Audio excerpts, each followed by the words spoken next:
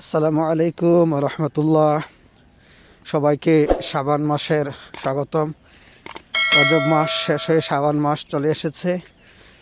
নবীজি এই মাসে বেশি বেশি দোয়া করতেন, আল্লাহুম্মা বারিক লানা ফি রজব ওয়া শাবান ওয়া বাল্লিগনা ইলা রমাদান।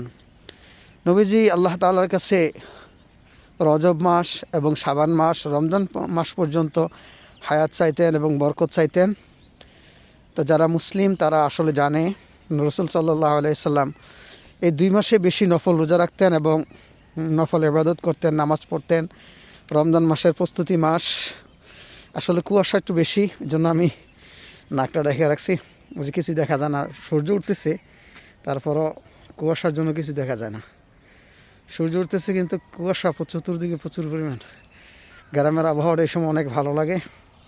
তো আসলে কে কই থেকে আমার ভিডিওটা দেখছেন অবশ্যই জানাবেন। আর আল্লাহ তাআলার কাছে শাবান মাসে বেশি বেশি আমল করার তৌফিক চাবেন। আল্লাহ তাআলা সবাইকে সেই তৌফিক দান করুক, আমিন।